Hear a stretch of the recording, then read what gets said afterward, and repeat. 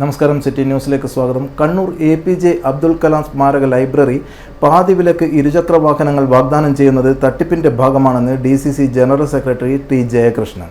അറസ്റ്റിലായ അനന്തു കൃഷ്ണനുമായി ബന്ധമുള്ളയാളാണ് ലൈബ്രറി സെക്രട്ടറി PK ബൈജു എന്നും സംഭവത്തിൽ അന്വേഷണം വേണമെന്നും ആവശ്യപ്പെട്ട് T ജയകൃഷ്ണൻ സിറ്റി പോലീസ് കമ്മീഷണർക്ക് പരാതി നൽകി. കോൺഗ്രസ് കമ്മിറ്റി അധ്യക്ഷൻ ഒരു പത്രസമ്മേളനം നടത്തിയായിരുന്നു.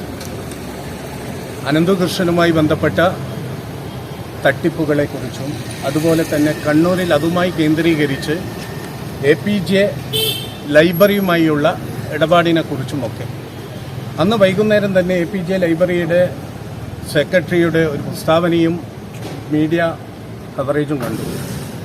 ജില്ലാ കോൺഗ്രസ് കമ്മിറ്റിയുടെ അധ്യക്ഷൻ അടിസ്ഥാനരഹിതമായി പറയുന്നു എന്നാണ് പറഞ്ഞത്.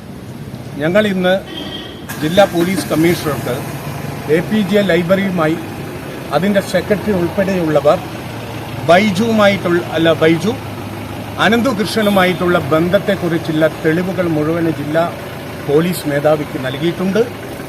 ആ തെളിവ് വ്യക്തമായ തെളിവിൽ തന്നെ പറയുന്നുണ്ട്, ഈ ബൈജു APJ ലൈബ്രറി നടത്തുന്ന ഈ പകുതി വിലക്ക് കൊടുക്കുന്ന സാധനങ്ങൾ ഞങ്ങൾ ചോദിക്കുന്നത് APJ ലൈബ്രറി അവർക്ക് എവിടുന്നാണ് ഈ സ്രോതസ്സിൽ ഇത്തരം വാഹനങ്ങളും തയ്യൽ മെഷീനുകളും അതുപോലെ തന്നെ ലാപ്ടോപ്പുകളും ഒക്കെ പകുതി വിലക്ക് കൊടുക്കാനുള്ള സാഹചര്യം എവിടുന്ന്, അത് കേരളത്തിലെ ജനതയോടുകൂടി പ്രത്യേകിച്ചും കണ്ണൂരിലെ ജനങ്ങളോട് വ്യക്തമായി പറയണമെന്നാണ് ഞങ്ങൾ ഉദ്ദേശിക്കുന്നത്.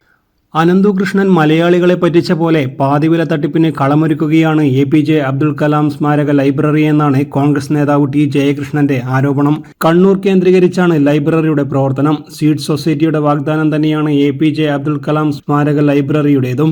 പാതിവിലക്ക് ഇരുചക്ര വാഹനം, ലാപ്ടോപ്പ്, തയ്യൽ മെഷീൻ, സൈക്കിൾ എന്നിവയാണ് ലൈബ്രറിയുടെ വാഗ്ദാനം. സൈക്കിളും തയ്യൽ മെഷീനും ഓർഡർ ചെയ്തവർക്ക് നൽകി വരുന്നുണ്ട്. മെയ് മാസമാണ് തുക അടച്ചവർക്ക് ഇരുചക്ര വാഹനം നൽകേണ്ടത്. അതിനിടെയാണ് സമാന രീതിയിൽ അനന്തു കൃഷ്ണൻ തട്ടിപ്പ് നടത്തിയതിന്റെ വിവരങ്ങൾ പുറത്തു വന്നത്. ഇതോടെ APJ അബ്ദുൽ കലാം സ്മാരക ലൈബ്രറിയും സംശയ നിഴലിലായി. സംഭവത്തിൽ അന്വേഷണം വേണമെന്ന് ആവശ്യപ്പെട്ട് സിറ്റി പോലീസ് കമ്മീഷണർക്ക് ജയകൃഷ്ണൻ രേഖാമൂലം പരാതി നൽകി. PK ബൈജു അനന്തു കൃഷ്ണനോടൊപ്പമുള്ള ഫോട്ടോയും ജയകൃഷ്ണൻ പുറത്തുവിട്ടു. CSR ഫണ്ട് വഴി പാതിവിലക്ക് ഇരുചക്ര വാഹനം നൽകാൻ കഴിയുമെങ്കിൽ അതെങ്ങനെയെന്ന് വ്യക്തമാക്കണമെന്നും ജയകൃഷ്ണൻ ആവശ്യപ്പെട്ടു. News desk, city news.